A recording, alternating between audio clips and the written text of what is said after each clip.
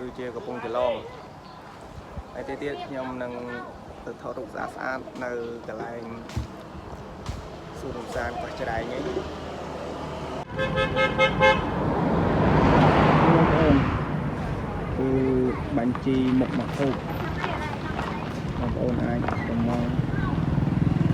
ញ៉ាំតាមបញ្ជីដែលគេដាក់ឲ្យហ្នឹងតែហូបឆ្ងាញ់មើលទៅរូបភាពក៏ដឹងថាចូលចិត្តដែរបងប្អូន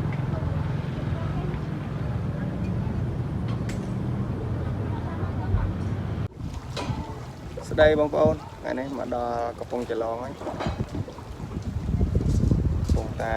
រងចាំទូកឆ្លងទៅលេងនៅកោះច្រែងបាទនេះជាកន្លែងគេអង្គុយកំសាន្តមើលថ្ងៃលិចហូបអាហារចំណីលក់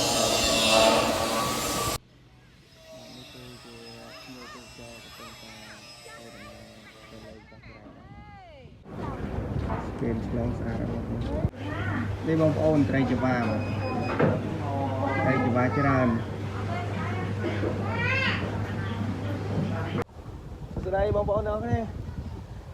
ស្ដីខ្ញុំបាទរ៉ូយ៉ាល់មកលេងនៅកោះច្រែងថ្ងៃនេះកោះច្រែងជាកន្លែងដែលខ្ញុំធ្លាប់ទៅលេងកាលពីនៅតូចបាទឥឡូវមកដល់ពេលនេះខ្ទង់ជិត30ឆ្នាំមកទៅហើយបាទ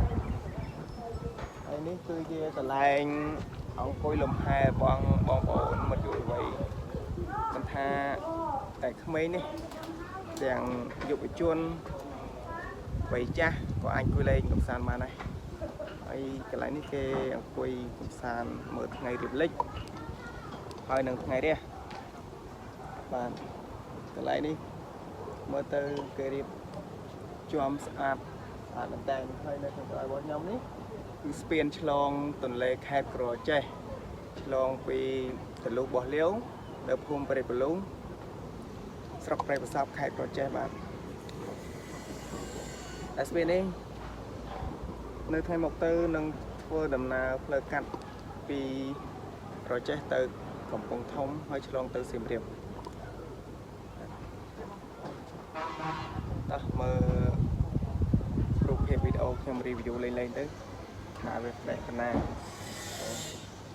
កន្លែងអង្គុយស្អាតមកមានសង្សារឬក៏សំណប់ចិត្តអីមកអង្គុយ honeymoon ពិតជារ៉ូមែនទិកណាស់បងប្អូនអើយរកអ្វីនិយាយពុំបានទេ